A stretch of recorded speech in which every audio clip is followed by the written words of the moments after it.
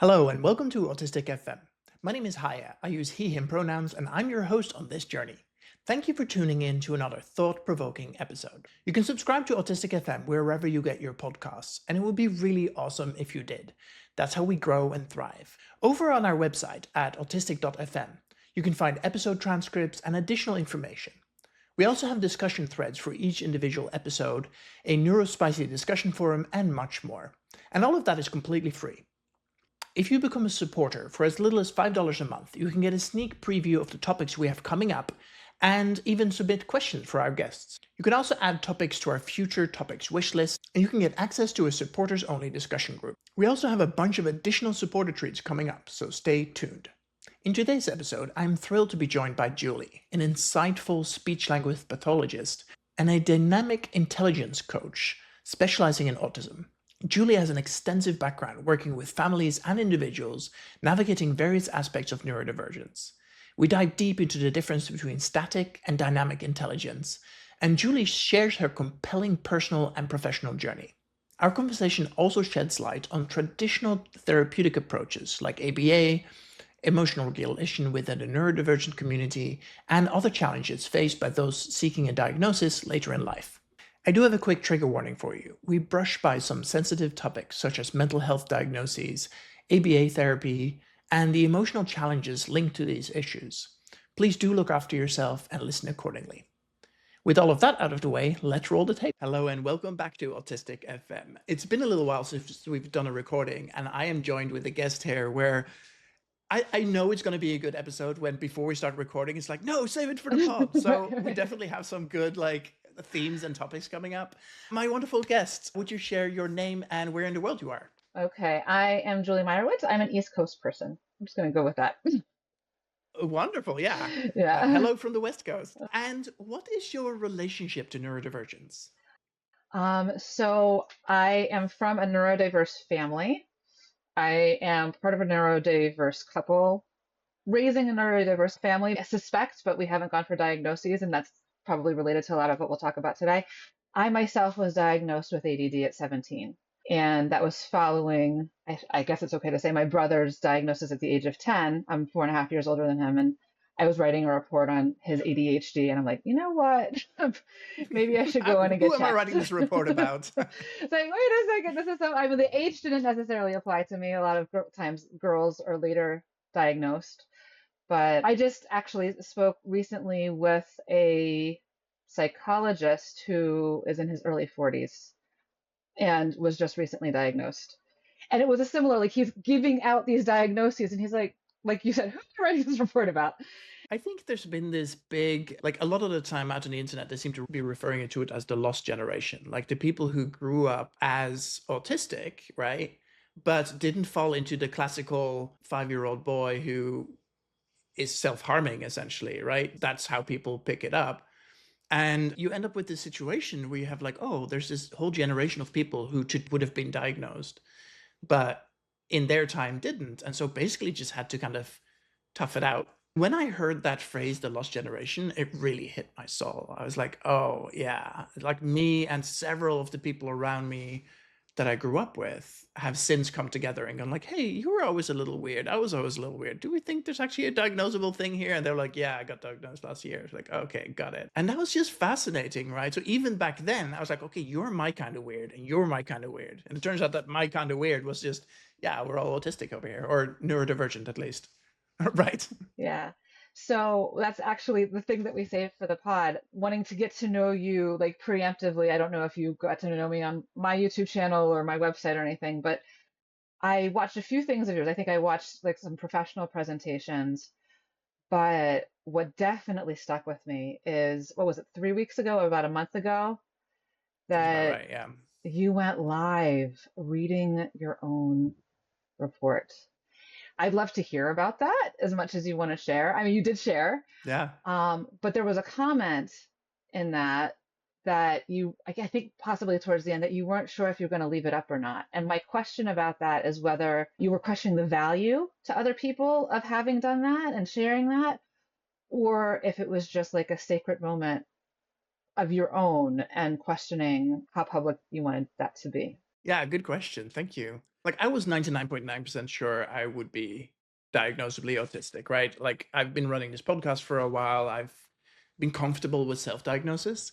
And part of me was like, I think getting a formal diagnosis is actually a responsible thing for me to do if I'm out here saying that I'm autistic. And I don't know, this is a complicated one for me because I do think self-diagnosis is completely valid. And I have the kind of job now and the kind of life now that whether or not I'm formally diagnosed will make absolutely no difference, right? So it's like, eh.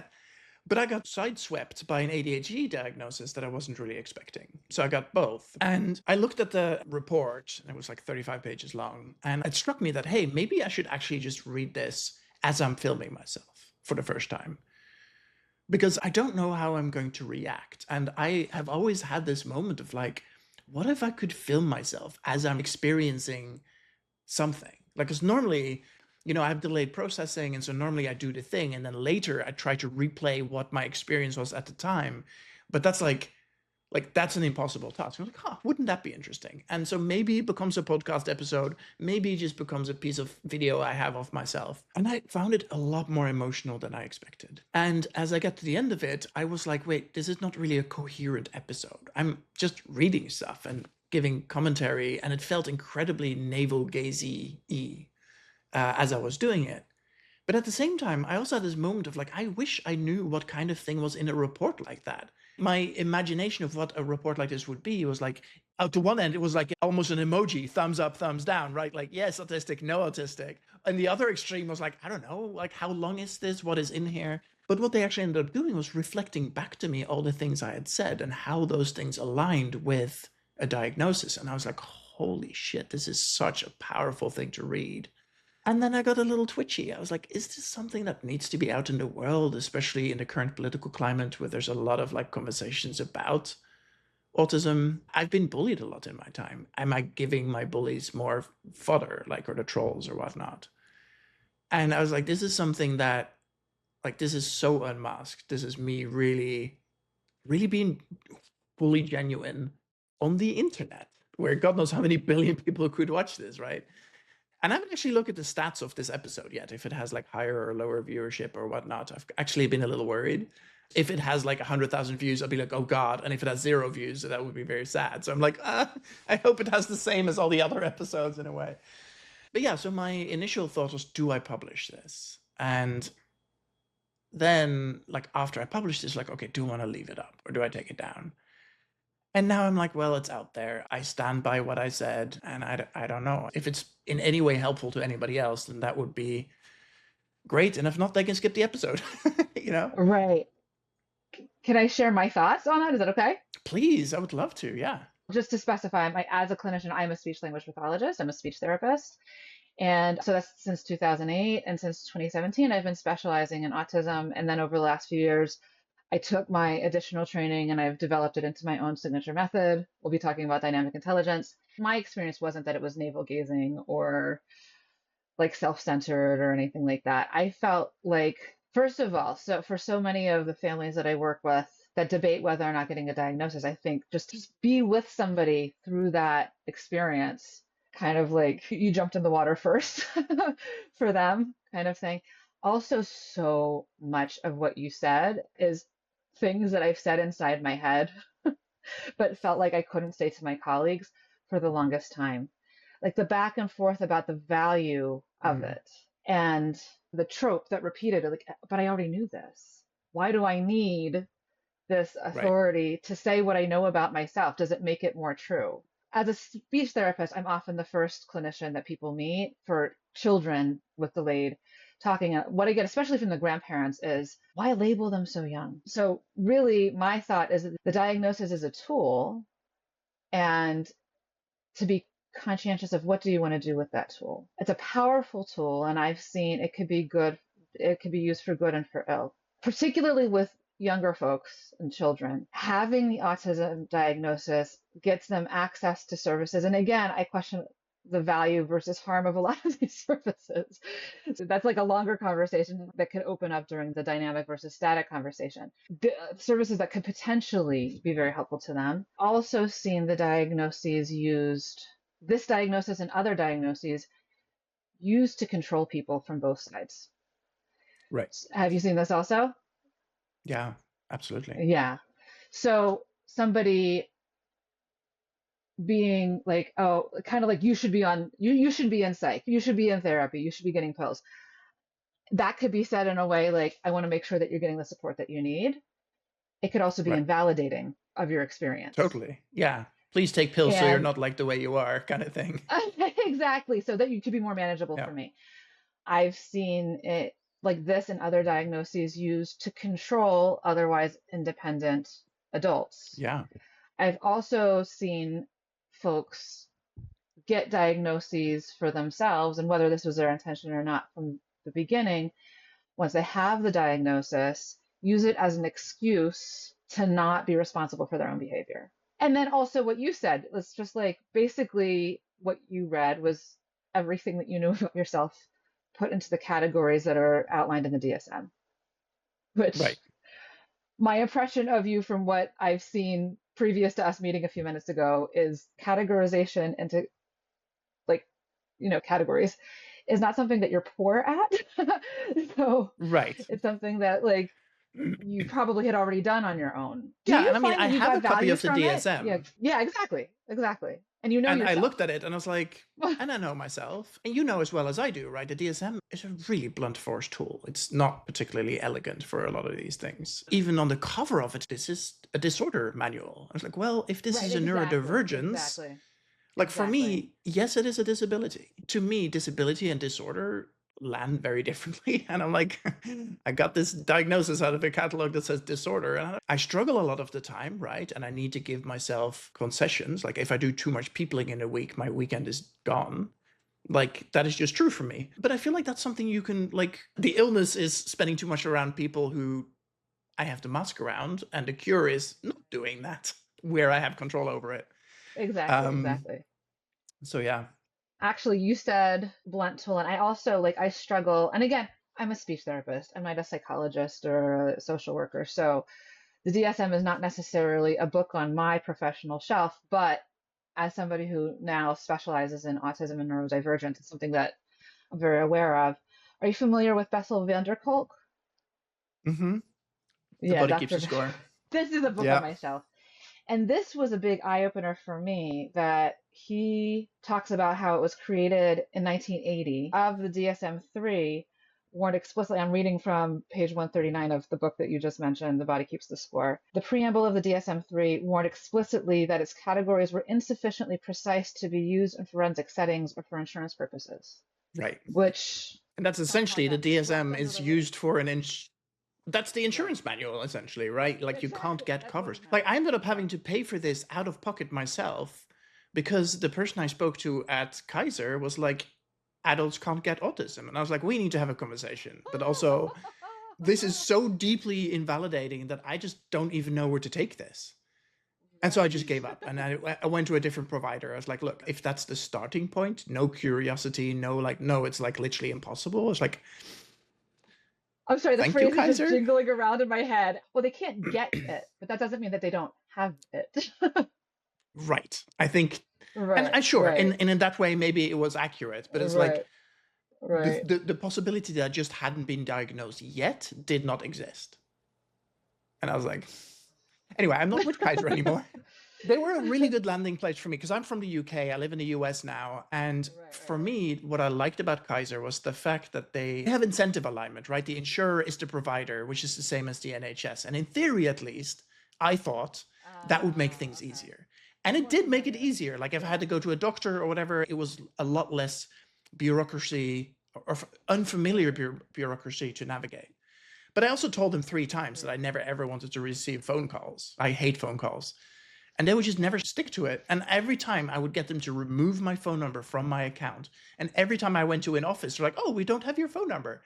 We don't have to rabbit hole on this. But I'm like, this is just so dumb. And it shows that even in healthcare, like I would say to them, I have a disability. My disability means I cannot receive phone calls. Like my anxiety goes off the scale if my phone rings. Mhm. I wish my phone wasn't a phone. I wish it was just a small computer, A planner. you know? Right. Right. It could be a tiny iPad that didn't have a phone app installed. I even called Apple at one point. Can I uninstall the phone app? And they were like, no. I don't know. Anyway, we Totally are relate to that, by digressing. the way. I told you we should steer back to, or not back, initially to static and dynamic intelligence. Yes. So we got introduced by a mutual friend, and you came to me, you're like, oh, I would love to talk about this. I don't know if you call it a theory or a process or something. And I Right. was like, the title of this is magnificent. I want to talk to you because it's like, even just based on the title, it's closely aligned with something that I've been percolating on. So, Julie, would you tell me what's the differences between static and dynamic thinking and why you're so excited about this? Oh, I'm coming from, again, like since 2008, since as a speech language pathologist. And what I hadn't realized, soon after that, I trained in something called ABA, Applied Behavioral Analysis, which in the US, and I think in much of Europe and other parts of the world, is considered to be the gold standard of treatment for autism. And I thought it was really cool at first. And only upon reflection do I realize it was really great because I really think that my master's level training was based on it. Um, oh gosh, I'm going to go super dynamic. Basically, what applied behavioral analysis is, it's a behavioral, as it says, approach to understanding and then treating autism.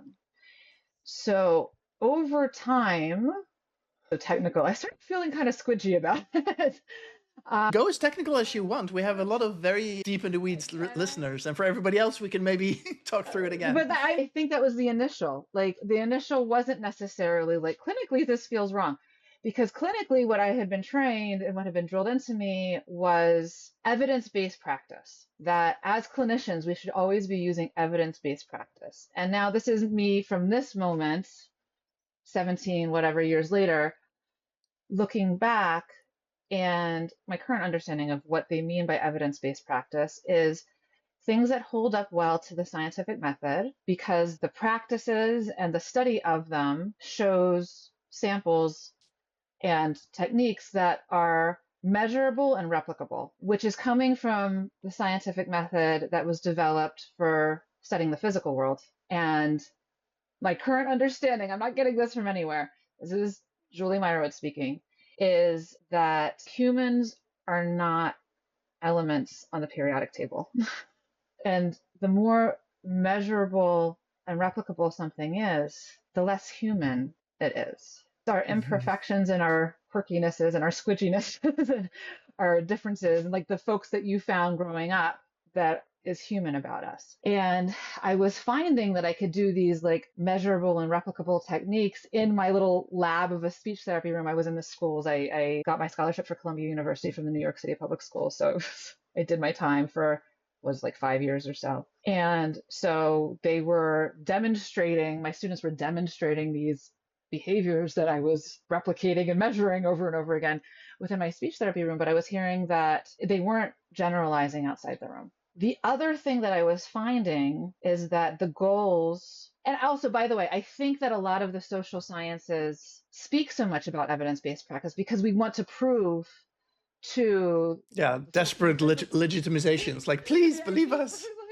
Exactly. Respect us as well. Exactly. We want to be respected by like the hard sciences. But just like you don't measure length the same way that you measure volume, and you don't measure solids the way that you measure gases, helping humans are not chemical compounds. So it definitely a few scary years of, oh my gosh, where am I?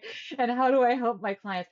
And also kind of like this, I felt like my speech room became like a speakeasy. Like, okay, come in here. Right. We're gonna figure out how to Yeah. really help you. Don't tell But go anyone. out there and tell them that we did it like the way that I was taught to do it.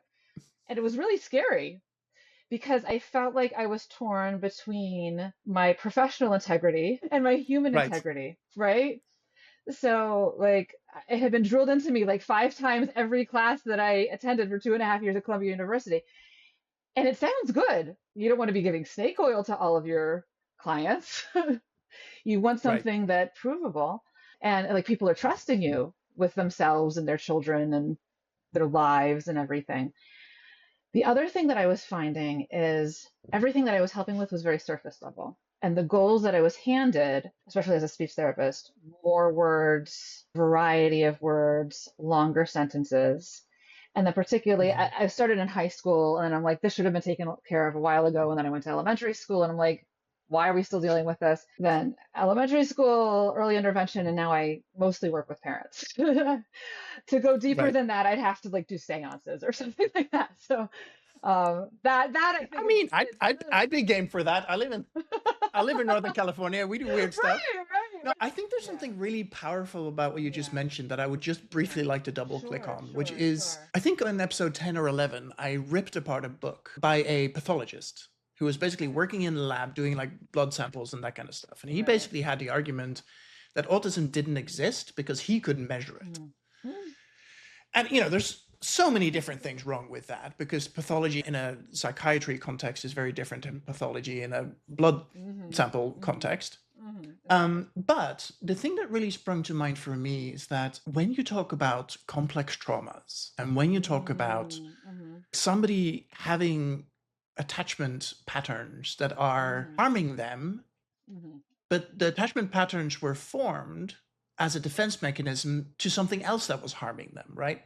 In those Right. kind of layers, I feel like applying scientific method, it's like you can deal with the symptoms, right? Exactly. But you You have can't the deal with behavior. the You can things talk that are about the underneath. psychology. Exactly.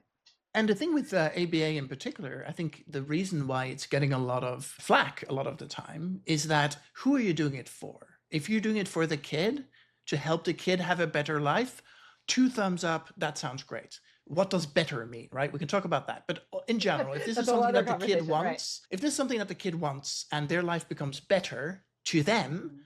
awesome. Like they're not able to go into a shop and buy something, but after working with an ABA person, they are able to walk into a shop and buy something Mhm. and they want to do that. Awesome. Mm. If the goal of ABA is to make life easier on the parents, then we're having a very different conversation. And I think that's often because the original Oliver Löwel's ABA was very much the former. It's like, hey, don't do that, smack, don't do that, smack. Like, Right. that's Right. not a great way of, Because sure, you'll get behavioral is results. reward and punishment to shape behavior. And nowadays, but also, first of all, I think people, positive, negative, punishment, reward, a lot of people are confused on those terms. Should I clarify those terms actually? I did this in Please, a please, session you please, came let's in. go. Yeah. Right. So a lot of times people think of negative punishment as just something very unpleasant and positive reward as something very, very pleasant. The terms in terms of behavioral training, negative and positive, mean negative, you're taking something away, and positive, you're introducing something. And reward is something to increase a behavior, and punishment is something to decrease a behavior. So I have to have like a chart in my mind. I'm very visual. Positive punishment, which doesn't ring, it kind of makes us uncomfortable, but a positive punishment would be introducing something unpleasant to the individual in order to reduce a behavior. A Got it. positive reward would be introducing something enjoyable to the person to increase a behavior. Right. So, So if you do the so thing, I will give you a cookie is a positive reward. exactly. And also hitting somebody or like introducing an unpleasant sound in order Right. to decrease the behavior would be called positive punishment because you're introducing something. Right.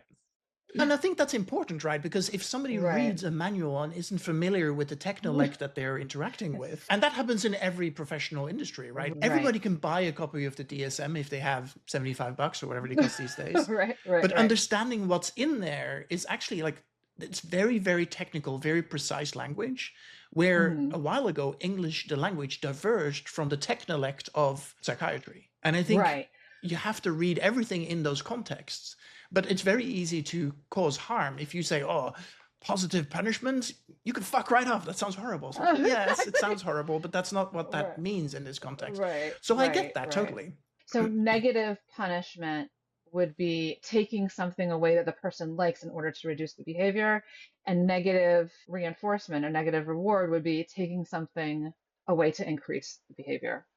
I think I So said it right. hey, if you do the thing, I will turn the lights down and it makes it more comfortable for you. That's like a Exactly. negative reward. Exactly, exactly. That was something I have in common with you. I also like low natural light as opposed to like lights that buzz your brain. To add to that, that a lot of folks don't necessarily know going into meetings with teams is that the different professions that work together have the same words for different things and different words for the same things. So a Yes. lot of conflict around a table of the team that has like come to help your child might be just people not realizing that they're agreeing with each other or not realizing that they're disagreeing with each other. Okay, so ABA, you pointed to this, and this is something that I was starting to feel like I am doing the right thing because this is how I'm trained, but my gut was like, this is not the right thing, and this is not who I am, and this is not who I want to be in the life of this person. And that is, it can be traumatizing. And we're going to be talking a lot about safety when we talk about dynamic, right? I'm doing a training right now for some colleagues starting last week and until the end of this week. And we were just talking about this yesterday, I think, that also safety for humans is not just, do I have enough food and is the bear after me? It's also a sense of self. So I've often thought, I wish I had said it out loud at meetings more. I think I did a few times.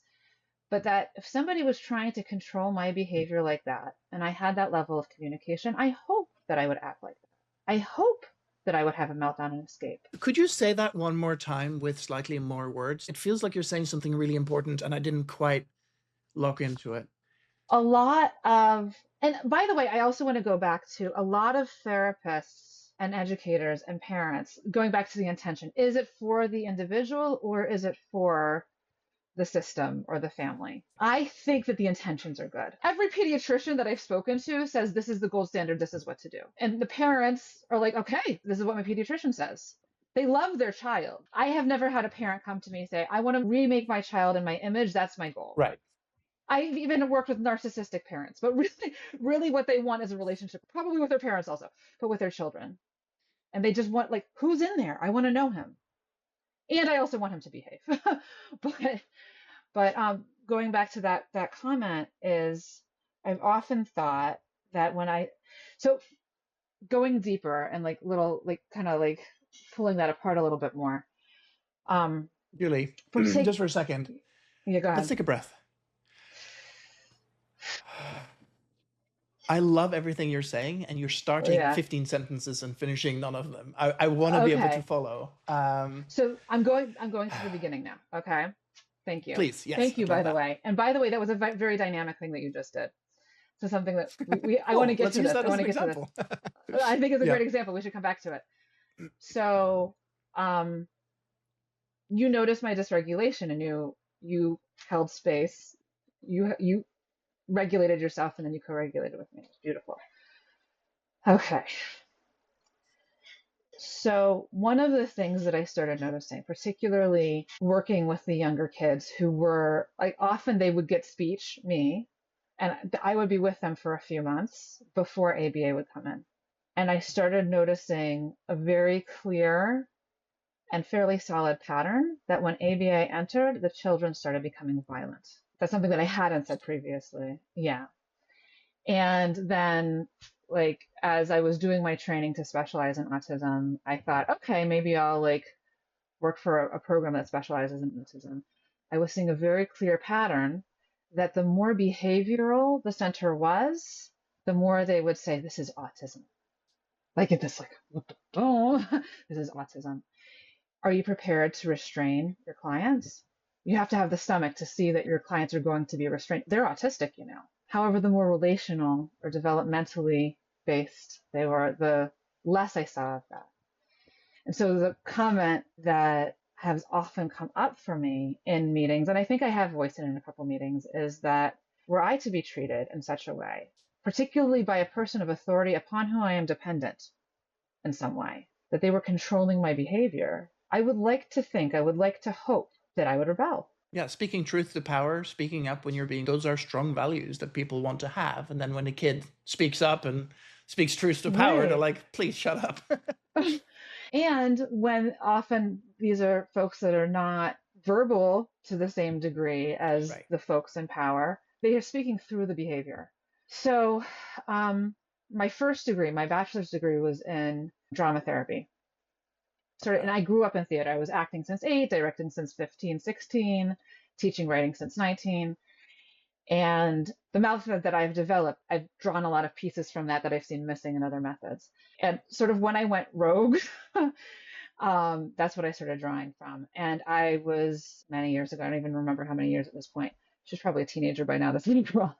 I was co-treating with an ABA therapist, and I was down on the floor, and I was focused on just connecting with her before trying to get anything out of her, to do any kind of behavioral whatever, more words, longer sentences. And I was co-treating with an ABA therapist who looked at what I was doing, and she said, "You're doing RDI." And I said, "What's RDI?" And something Doing called what now? relationship. Yeah. I mean, I'm doing who? I'm like, okay. It's called Relationship Development Intervention. So it's a early intervention at a family's home in Philadelphia with an ABA therapist. And she saw me going rogue, drawing from my drama therapy and my theater background and everything. I'd also taken some dance therapy, some movement therapy, which will become relevant as we go deeper into dynamic intelligence. Yeah. She saw what I was doing and she said, "You're doing RDI." And I asked, "What is that?" So it's something called Relationship Development Intervention. And fast forward several years, I talked to Dr. Shealy. RDI is a methodology that was developed by a couple, Dr. Shealy and Dr. Goodstein, and I trained with Dr. Shealy. And for many years, certified as an RDI consultant until more recently, I'm like, you know what? I'm drawing from it, but I've kind of developed my own methodology that takes a lot from it, but also from a lot of other places. I think I still technically am certified with it. Eventually it'll run out. I don't know what at one point that will be. But their understanding, so this is something that I didn't even realize to think about. But a lot of times, like if you have a hammer, then everything's a nail. Yeah. If you're a behavioral analyst, everything is behavior. And conversely, like a lot of times folks will define the solution based on how they understand the challenge and vice versa. So relationship development intervention, this RDI methodology that I trained in and participated in for many years, their understanding of what autism is relative strength in the area of static intelligence. So relative strength in the areas of static intelligence, with relative struggle in the areas of dynamic intelligence. And I actually have a visual. Can I share my screen? Would you like that, or should I just do it verbally? Yeah, that would What do be you prefer? amazing. Thank you. Okay. This is part of the training that I'm doing for these other folks. So I'm like, oh, good. I just made a slide about this. Can you see it? Yep. So I often think of static intelligence is boxes on a shelf. So things like this might be facts, rules, formulas, patterns. There's a book about autism by Dr. Simon Baron-Cohen called The Pattern Seekers. Black and white thinking, clear, correct, incorrect, like binary kind of thinking. Intellect, like what we think of as IQ. And with the patterns, more comfort with what's predictable. And so somebody who is high in their static intelligence, you might say that they have a lot of boxes and they know, and a lot of sub boxes like in their boxes. So you might like have a history box and then little boxes in there for the history of different countries and different time periods. You might have a science box. You might know a lot of sciences. So you might have like sub boxes in there. Dynamic intelligence is the more intuitive, the sensing, the experiential, the relationship. This is where relationship lives. Exceptions to rules. My supervisor in training for RDI, based in England, Sharon Sargent. Her name changed right at the end of my training, so I want to make sure I'm saying it correctly. Her business is called Thinking in Shades of Gray, like intuition and like flowing with the unpredictable. You might say it's knowing what box to take off the shelf when, and knowing when to disregard the boxes altogether and make a new box.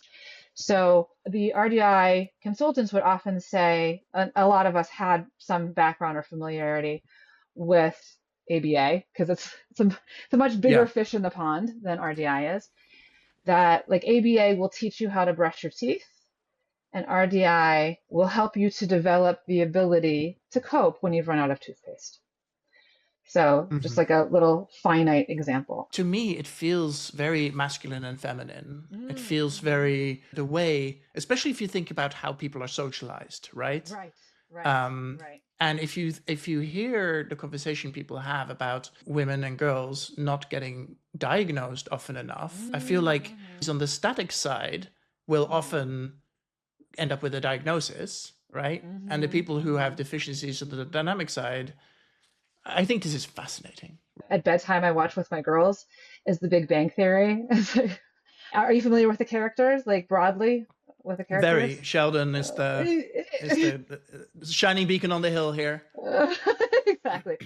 So I often show scenes between Sheldon and Penny, particularly at the beginning of the series. Sheldon exemplifies static intelligence at very high level, and Penny, very social, very intuitive. They're always making fun of her for like loving like psychics and things like this, like the more like touchy-feely kinds of things. And they also both struggle in their relative weaknesses in the opposite areas. And then again, Right. through their relationship, it's beautiful how they're still themselves, but through relating Right. to each other and learning from each other, like Penny over the course of the series gains more structure in her life and more authority and more boundaries and things like that help her to propel her career forward, for example. And Sheldon is able to develop a romantic relationship, like a different level of relationship in his friendships and everything. I think it's largely through their relationship with each other. Mhm. Okay. Oh God. And I think I mentioned this in my, like when I'm reading out my diagnosis, but I think what happened for me is that I have very severe deficiencies in the dynamic set of thinking, but I am extraordinarily smart. And so for a long time, I was able to emulate. Like I've seen this done before. So I'm running like a separate, like the way I think about it is as a separate software layer that goes like, okay, I want black and white, but what shades of grays can I think of? Humans are really hard to read for me, but what can I actually pay attention to Right. help me? And I think for some of these things, I've overcompensated so extremely that I became really, really good at certain types of intuition, but I Right. don't think I'm naturally good at them. I just managed to map Right. it to the static side of my Right. perception world. And I have kind of like, I'm wondering like if my ADD diagnosis when I was younger, I am so intuitive and Earth Mother and like, and all Right. that. And I have had to really structure myself to the point that like in my work environments, I have been thought of and people will come to me for structures, like how do you set up systems and things like that. But it was like working against my nature. But now I find like there's a balance. I was definitely thinking about you and like the little that I knew about you, but like, from internet research and things. I also want to go back to not just strength and weakness, but the relative. Mm-hmm. So I think in one of your videos that I had listened to or watched, you had mentioned something that are you a Mensa member? Did you mention that at some point? I am. Yeah. Right. So that's the IQ. So you have a very high IQ. That's the static intelligence. And there were also things that I picked up, and we had a moment that we should, I think, reflect back on, that there is a lot that I've noticed about. First of all, you're very verbal, right? You've written however many Yep. books. You're very like adept with language, which often is not thought of as an autistic trait. But I'm wondering if to a certain degree, it's really just relative to your IQ, your dynamic intelligence Mm-hmm. is not as strong an area. But I wonder if your level, I don't know if you have an answer for this, but I wonder with your level of dynamic intelligence, if you were to plug it like an app into somebody with average intelligence, if that would be balanced. Does that make sense? Do you hear the question? Oh, I think that makes sense. Yeah, But the degree to which I am right. capable of really deeply hurting people by saying fantastically Ah. dumb things, that's where I'm like, oh, somebody who has good intuition and who is able to read people in a better way would not have said that. And maybe Occasionally, in the really, moment, really it's like, put oh, my that's foot in it. clever, that's sharp, that hits the moment, but then wait, in a way that doesn't. Well, and even in Yeah, retrospect, sometimes I'm like, yeah, logically, everything I said was accurate and it completely reflects everything I right. felt and Hmm. thought in the moment. Right. And it still really hurt the other person. And with people who are really close to me who are willing to sit me down and like, hey, this is why that hurts. And sometimes I still don't understand. I'm like, Mm-hmm. well, it shouldn't. Right? That makes no Mm-hmm. sense. Right. Um, and I Right. think there's definitely some parts of that are really, really tricky for me. The flip side is that I'm extremely unjudgmental. Like a lot of time, I Mm. do a lot of workshops and stuff, Right. and people have told me the most outrageous things, and I'm like, oh yeah, well that makes sense. And they're like, wait, you're not judging me for this? Like, no, I mean, why would I? I don't have a pony in this race. Like this is not something I would judge people about. And I think that's the flip side of the same thing in a way. Right. So I'm essentially a dynamic intelligence coach, and I want to talk about it's learnable, basically.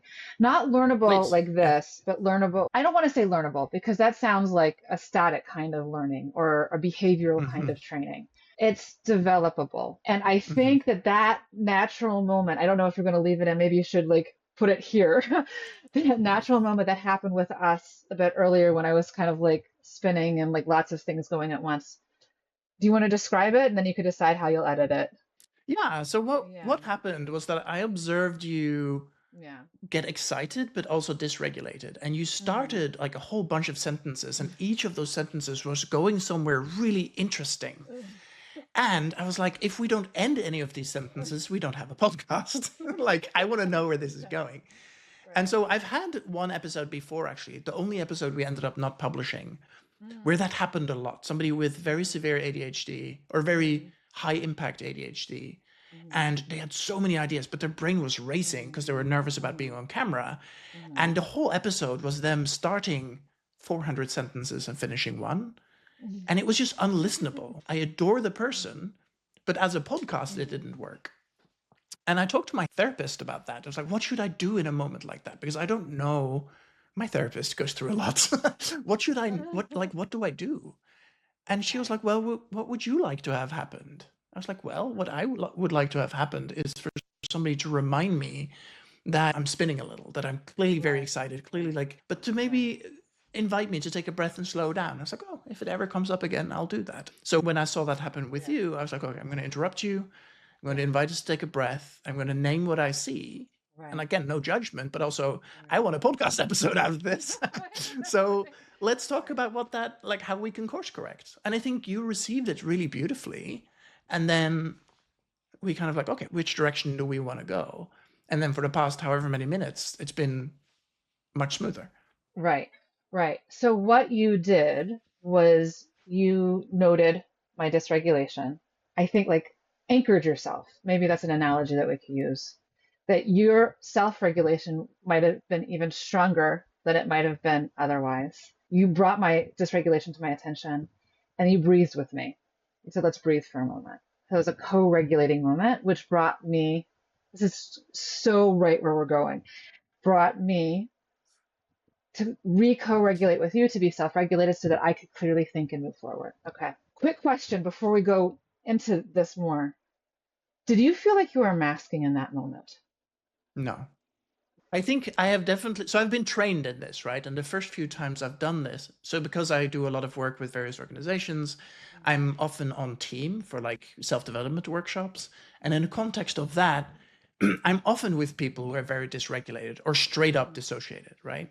Mm-hmm. And so through training, I have learned how to get people out of a state of dissociation if they want to be out of the state. Sometimes being dissociated is delightful. Uh, or Yeah. if they have a thing, yeah, well, basically, right, it's a self-defense mechanism. Let me not Right. take that away from you if you need it.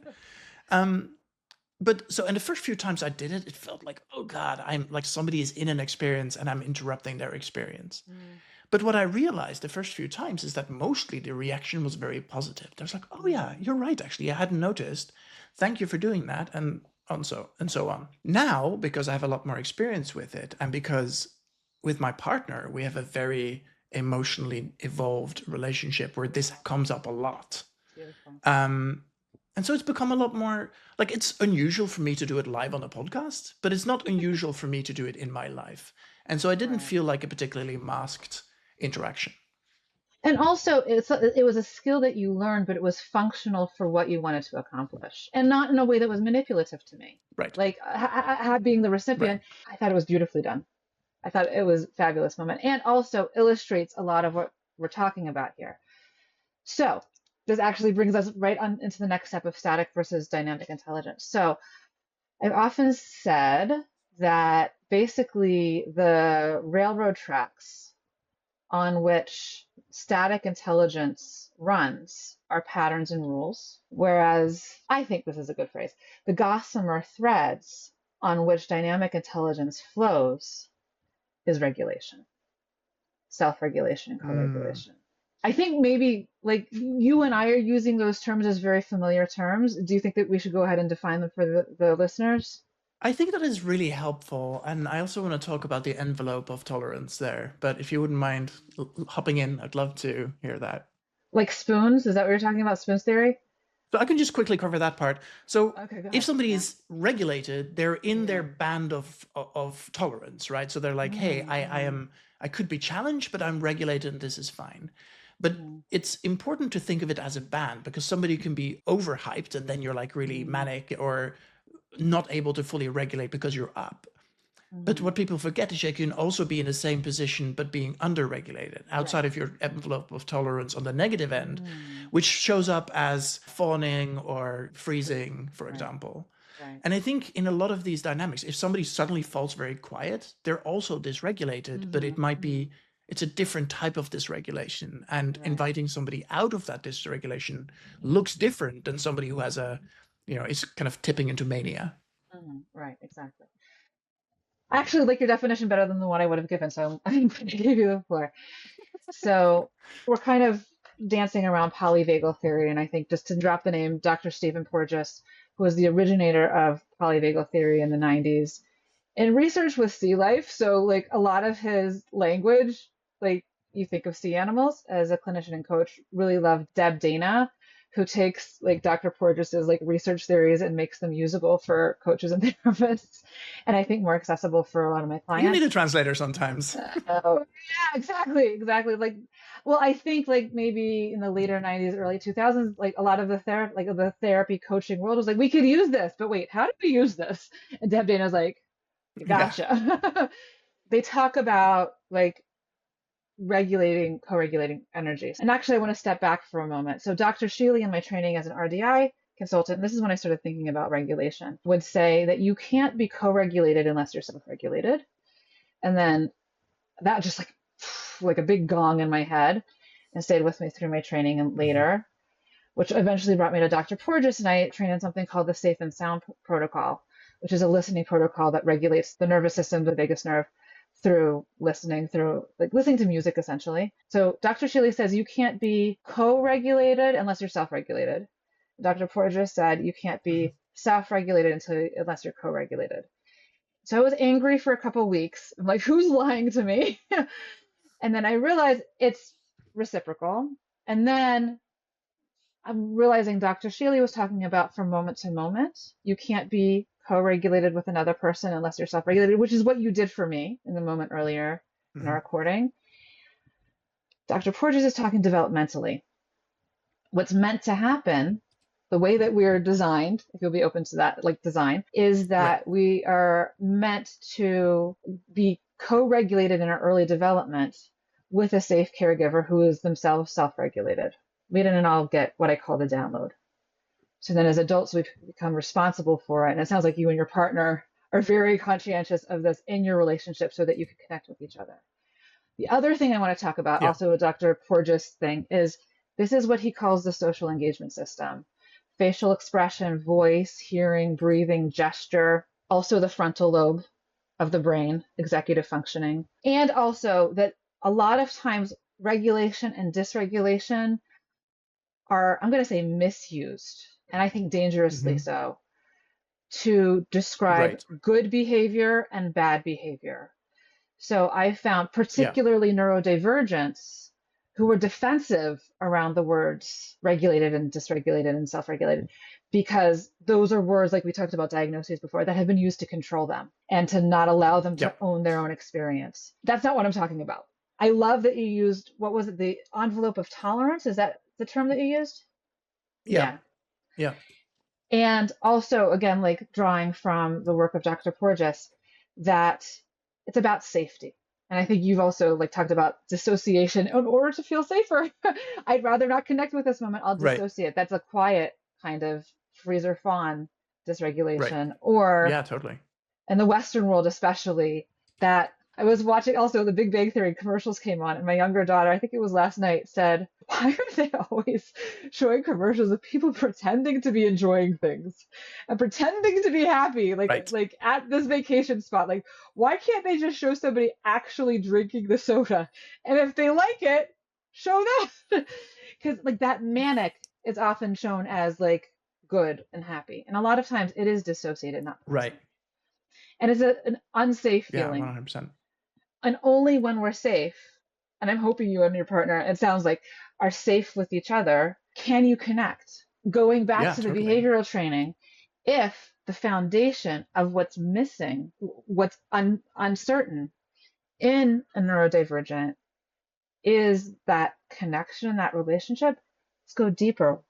What's making them feel unsafe? Now, this is something that parents could get defensive about because it doesn't mean necessarily that the parent is not keeping their child safe. So, just to be clear, somebody could be physically safe and yet still feel unsafe in their nervous system.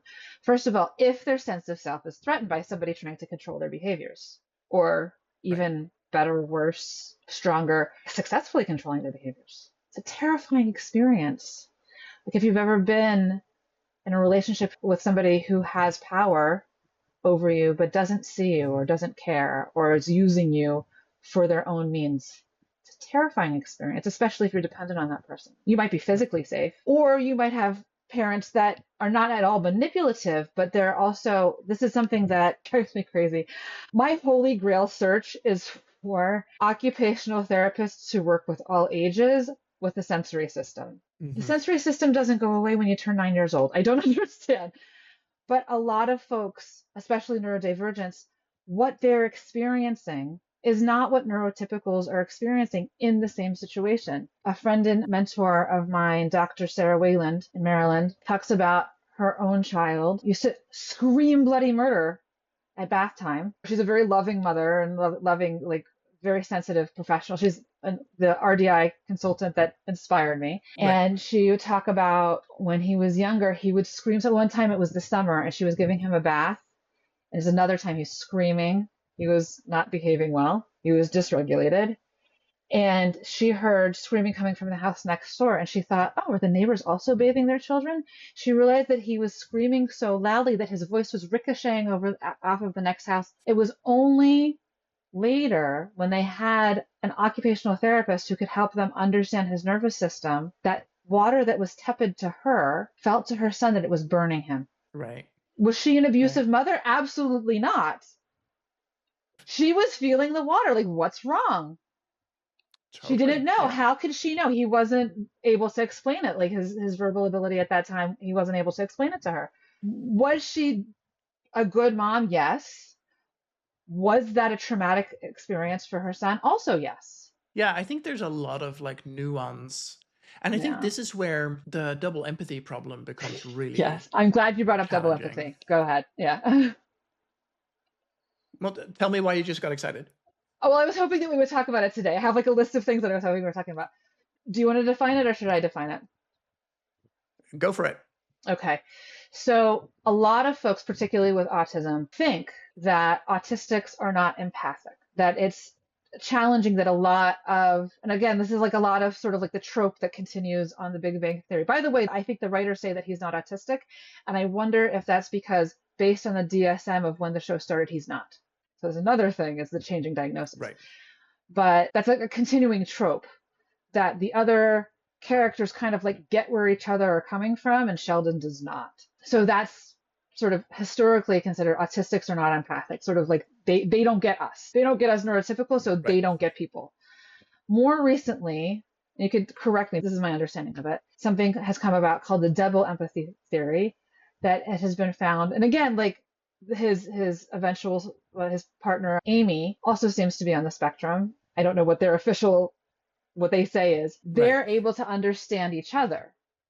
So that's often what you'll find is that autistics or neurodivergents kind of get each other. You're talking about your group of friends, like, wait a second, I got the diagnosis. Somehow you found each other, this like radar, I don't know. So that's called double empathy. There's empathy within neurotypicals, So like neurotypical to neurotypical and neurodivergent to neurodivergent. So like two buckets of empathy. Yeah. Yeah. Yeah, and I think the one thing I would add to that is that was really well put. I think that the one thing I would add to that is that often where this becomes a challenge is where neurodivergent folks are expected to adapt to the communication styles and ways of being of neurotypicals. And so you have like a one-way expectation, but there's never the expectation for somebody to put themselves into the neurodivergence person's shoes. Like the understanding that your kid may have a different experience of the bath. Over time, an autistic person who is able to adapt in a largely neurotypical world does so by being, or at least emulating, extreme empathy, but in two languages, both neurotypical empathy and neurodivergent empathy. And the expectation never exists from the other side. And that's what is often referred to as a double empathy problem, I think. Right. Okay. I'm thinking of two different levels of this, or two different pathways of this. One, but I think it's correct, right? Because one is like the underlying where does this come from, and the other is the kind of the eternally ableist world we live in kind of thing. Right, but also I mean just like similarly, like I have a hearing impaired daughter. We've worked very, very hard for her to read, right? Because it's like sound, letter correspondence, and also she has visual acuity, not visual acuity, but visual focus. We had to do vision therapy. It was painful, but also as her mom recognized that it will be even more painful for her to enter the world illiterate, right? So am I causing her to mask by making her literate? So that's something to think about. Also, like you're speaking English. Is that your first language? Are you masking when you speak English living in America? Right. So part of it is just making things accessible to as much as possible. It would probably be nice of me to learn Dutch, but like, right. And is it well, I mean, for me not I'm to? like really deep into linguistics, right? And so I have a lot of thoughts about this. At this point, English is my best language. And so really? Yeah. this conversation we would not be able to have in Dutch or in Norwegian or in any of my other languages. Right. And so I appreciate that we're able to do this in English. These days, when I have big conversations with my parents, we have an agreement that they can talk to me in Dutch and I can talk to them in English. Because they are better at expressing themselves in Dutch and I understand just fine. I go through a translation layer, even though that was my mother tongue. I go through a translation layer if I need to speak in Dutch, and especially about stuff that young kids don't typically talk about. Anything around emotional landscape, sexuality, finance, like all the things that show up that 6-year-olds don't have to worry about. Like that's kind of when my switch point happened. From then onwards, I was mostly functioning in Norwegian and then later mostly functioning in English.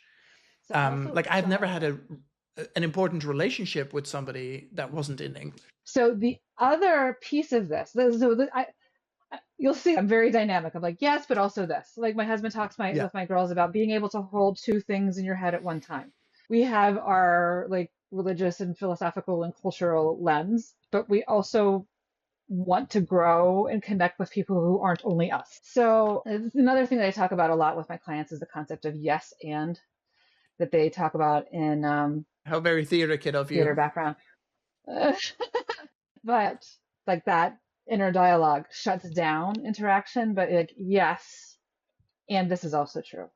Also, I have interactions like I see you when I raise you. Like I want to bring this to what you've brought. So there is this, okay, we're in like an American context and both that's our shared language. Like with other folks, you might speak other languages. With other folks, I might speak other languages that you and I don't share. We share English. And then also like the majority culture. Sometimes just to function in the majority culture, you have to adapt to the majority culture. Right.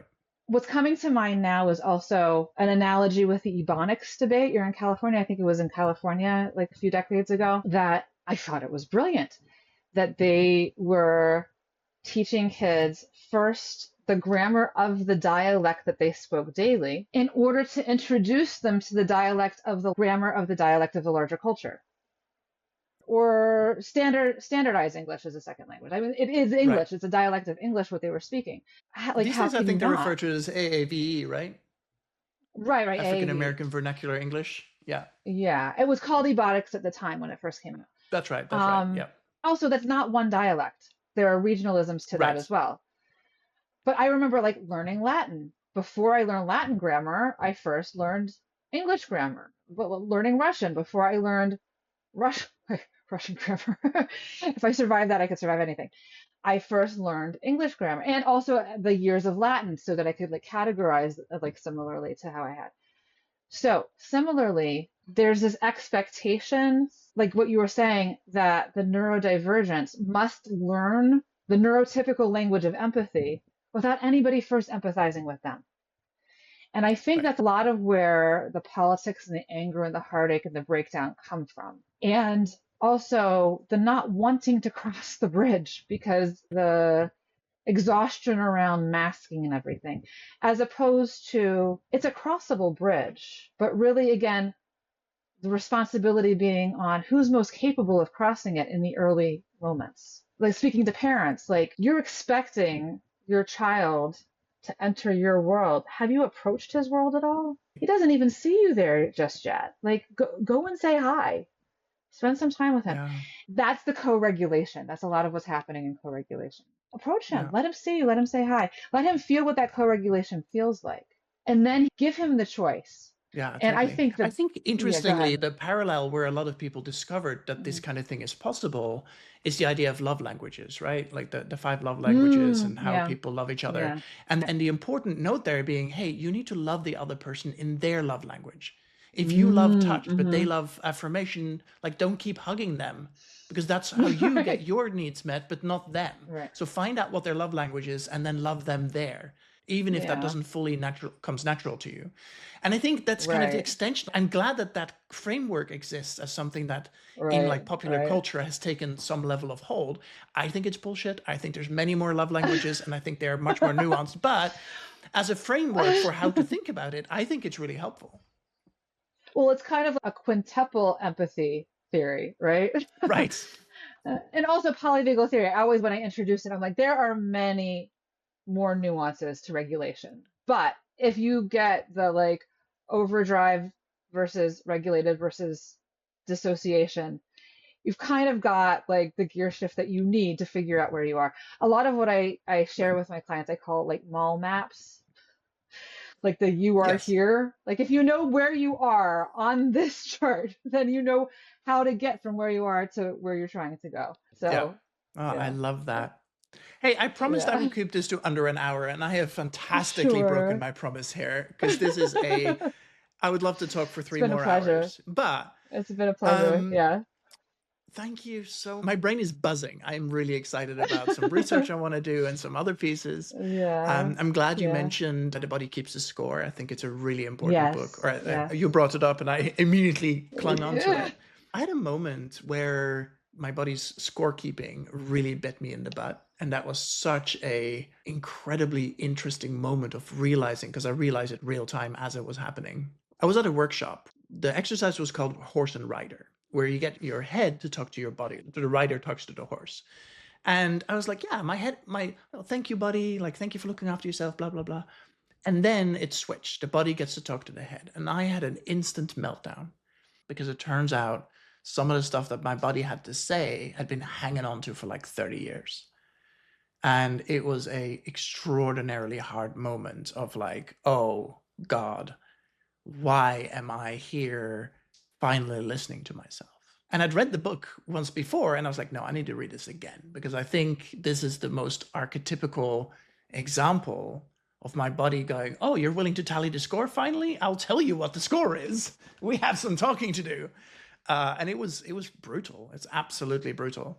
That's what got me all excited. That's something that I noticed towards the end of the video that you shared of when you were going over your report. And Mhm. I thought I didn't need to hear the report. I just needed to see that one moment. And I saw that just everything was bubbling up in your nervous system, in your body, in your emotions around what you had read. And I remember you made the comment, I'm going to have to go on chat about this. And I was Yep. like, oh, hiya. I felt like your rider just beat your horse into submission. I think your horse had to run it off. Oh, totally. Yeah, no, and I think This is something that's really new to me. I think for the longest part of my life, it's been unsafe to be in my body. And so allowing myself to be there, that's a language I'm only just learning. And it's very frustrating to turn 40 something and now needing to learn it. But I'm glad I get to do it now, you know? Yeah. Exactly, exactly. And by the way, Yeah. also that co-regulation opportunities like with your partner, like the moving together, going for a walk together. Deb Hmm. Dina has this beautiful exercise called savoring, the doing nothing together, just being present with each other. That in Yeah. itself could be like very healing. Yeah. Try not to talk about it right away. Try not to analyze it right away. Yeah. I love that. Hey, there's a couple of Yeah. questions I love to ask my guests at the end of these podcasts. And the first one is, what do you wish neurotypical people understood better about autism? I think it's the last thing that we were just talking about. Defining somebody by their behaviors without asking why, it undermines an opportunity for both you and the other person to connect. I'm thinking of That's a beautiful. report that I read from a nurse about an autistic client that I was just getting to know. And he had a metabolic disorder. He was a teenager who was minimally verbal. And she noted that in the report and then also said in the report that he will vocalize for no reason. And I put the report down and started crying. I was Right. like he has no control over his world. And he's got this metabolic disorder that he doesn't understand. What do you mean he's vocalizing for no reason? You're a nurse. Yes. Right. Right. And a lot of times, and from both sides of the window, the neurotypical and the neurodivergent looking at each other, it seems like the Hmm. other is doing things for no reason. There's a reason. And by understanding our own reasons and helping each other understand our reasons, it makes the world much bigger and richer for ourselves and each other. Yes. I think it's so ludicrously powerful. Yeah, I love that. And Yeah. my final question for you is, would you Yeah. tell me of a time that you felt seen and loved exactly in the right way for you?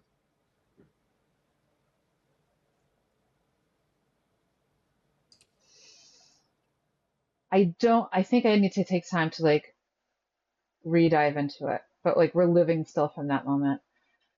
But I think Hmm. my husband realizing that I couldn't work within the system and according to like the rules that I had been taught. And just over time, him understanding more and more what I'm seeing about neurodiversity and him kind of being my cheering section for when the rest of the world is calling me crazy Right. and like kind of cheering with me with my clients' breakthroughs and everything. And like, yeah, it works. It's real. We are helping people. We're bringing people out into the world as they are, not by somebody else's definition. Yeah. Having somebody else see that with me, that I'm just like not in my Hmm. head, crazy imagining these things. Yeah. That sounds really powerful. I'm glad you got to experience that. Yeah. Julie, thank you so much for joining me and for rolling with the technical difficulties and such. It's been an absolute delight. Thank you. Yeah. Thank you so much for joining us for today's episode of the podcast. You can find us on TikTok at Autistic FM, on Instagram at autistic_FM, and on our website at autistic.fm. Be sure to subscribe for free to join in the discussions about each episode and suggest future guests. This podcast is produced and hosted by me, Haje Kamps, and beautifully edited by Sean Portillo. It's been a true delight to have you with us today, exploring the intricate world of neurodivergence with Julie. We hope that you found the insight on static and dynamic intelligence as captivating as I did. Thank you again for listening, and I catch you for the next episode.